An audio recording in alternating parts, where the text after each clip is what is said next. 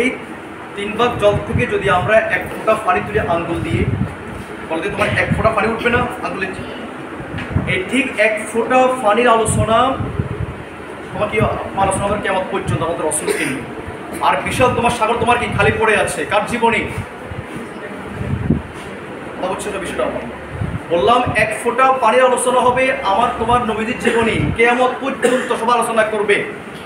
আর বিশাল তোমার সাগর বাকি আছে কার জীবনে?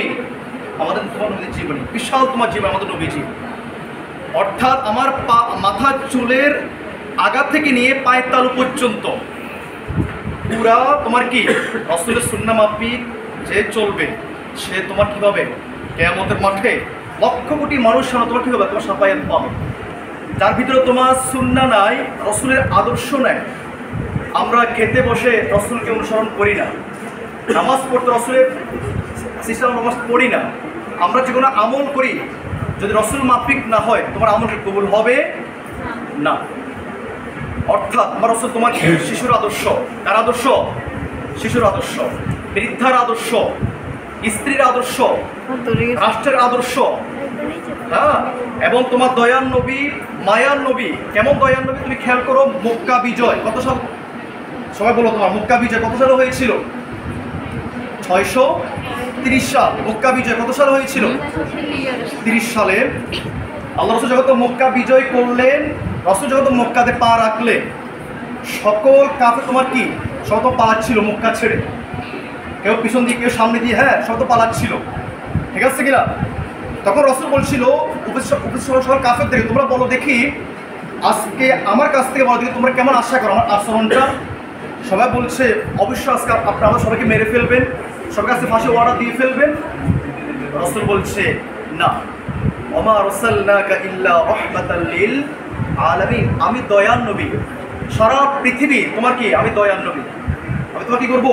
মারতে পারবো না। আজকের জন্য সবার ক্ষমা করে দিলাম, আবু সুফিয়ানের করে যারা ফলাবে সবার মাফ করে দিলাম। মক্কা বিজয় ইসলামের বিজয়, আল্লাহ সাহায্য ছিল, তা আমরা বিজয় অর্জন করেছি। আমরা এই বিজয় পেয়ে মানুষকে মারবো, আবার আগের মতো মানুষ গুম করে হত্যা করবো, আয়নাগর তৈরি করব, আমরা রাসূল এই কাজ করতে পারি? সবাই মাফ করে দিয়েছি। এরপরে একজন বুড়ি মানুষ, একটা বুড়ি মা, কাফের মানুষ আর কি, উনি তোমার তড়িঘড়ি করে ওনার ঘরের ফলটা আছে না, ফলটা তোমার বেঁধে তোমার কি পালাচ্ছিল মক্কা থেকে। রাসূল বলছে বুড়িমা তুমি দাঁড়াও, তুমি বৃদ্ধা মানুষ, নিজে হাঁটতে কষ্ট হচ্ছে, তুমি আবার ফলটা আমার কেন তুমি মাথা নিচ্ছ, তোমার কি সমস্যা? আপনাকে আজকে আমাদের সবাইকে মেরে ফেলবেন, আমরা তো কাফের, আপনি হচ্ছে মুসলমানদের নেতা মুহাম্মদ, তোমার কি মনে হয় তোমাকে মেরে ফেলবো? কেন? আবু জেহেল বললো, আবু লাহাব বললো আপনারা কি মানুষ মেরে ফেলে, আপনারা কি মানুষ হত্যা করেন, আপনি মোহাম্মদ নাকি চরিত্রহীন, অনেক কথা আমরা শুনছি আপনার সম্পর্কে। সত্যি বলছি, তোমার ফুলটা আমাকে দাও, আমি তোমার ফুলটা আলগাবো, আমি তোমাকে কোলো করে নিব, তোমার ঘর আমি তোমার পৌঁছায় দিয়ে আসবো। বুড়ি তোমার কান্না ভেঙে পড়লে, তো আমি আজকে যা শোনাবো জাহিল আবু লাহাবের মুখে সব কি মিথ্যা? তোমার সঙ্গে তারা এত কটূক্তি বলেছিল, তোমাকে নিয়ে তারা এত খারাপ কথা বলেছিল, তুমি সেই ব্যক্তি আজকে তুমি আমার ফুলটা আলগাইতেছ, তুমি এত বড় তুমি নেতা হওয়ার পরেও তুমি আমাকে সেবা করছো। বুড়ি কান্না করে বুড়ির সাথে সাথে বলে দিল আমি আজকে ঈমান গ্রহণ করছি, লা ইলাহা ইল্লাল্লাহু মুহাম্মাদুর। এর নাম তো মুসলমান আদর্শ, এটা তোমার দয়ার নবী, এটা তোমার মায়ার নবী। স্বলক্ষ নবী রসুলকে, স্বলক্ষ নবী রসুল আল্লাহকে পাওয়ার জন্য তোমার কি করতো? ইবাদত করতো, দাওয়াতি কাজ করতো। আর আল্লাহ বলে আমি আল্লাহ স্বয়ং মুহাম্মদ, বলো সবাই সাল্লাল্লাহু, খুশি করার জন্য তোমার কি করতাম? 24 করে আমি তোমার রসুল দুরূদ শরীফ পড়ি। আমি আল্লাহ ব্যস্ত রসুলকে খুশি করার জন্য, আর সকল মানুষ ব্যস্ত কারে পাওয়ার জন্যে? এর নাম মুহাম্মদ।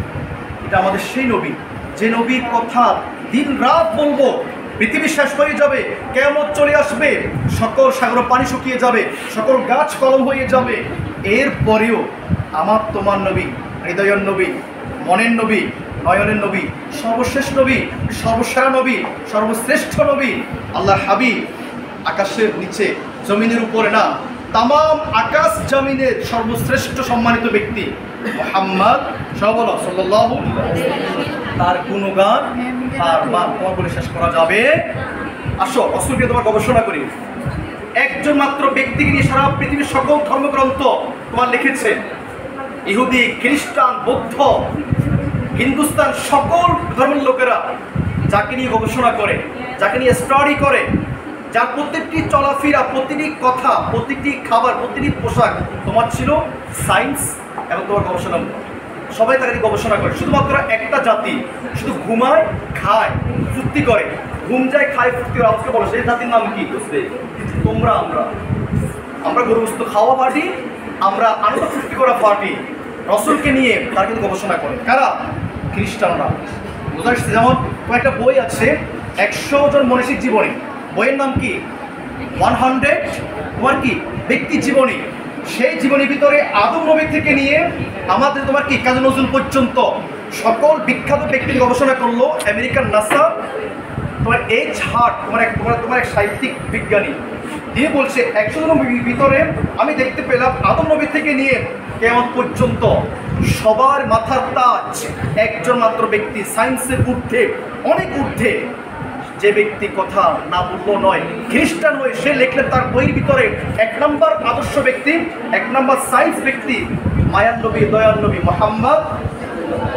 তার নাম তিনি বইয়ের মধ্যে নিয়ে খ্রিস্টান হয়ে সে চিনলেন আমাদের নবীজি কেমন। আর তুমি এই মুসলমান হয়ে চিনতে পারো আমাদের নবীজি কেমন। আর কথা বললাম না, অনেক কথা বলা হয়েছে, অনেক সঙ্গীত শোনা হয়েছে। এই কথাগুলা, এই বিষয়গুলো যেন আমরা উপলব্ধি করতে পারি, যেন শিখতে পারি, আরও জানতে পারি, রসুলকে নিয়ে গবেষণা করতে পারি। আল্লাহ আমাকে সহ আমাদের সারা বিশ্বের সকল মুসলমান আলোচনা কবুল করে রসুলের উম্মত হিসেবে, রসুলের আশিক হিসেবে সকল আমিন। আমরা এখন দোয়া করব আমাদের নবীজির এই মাসের আগমনের জন্য। সবাই তার আগে একবার সূরা ফাতিহা, সূরা ইখলাস, দুরূদ শরীফ সবাই পড়ে।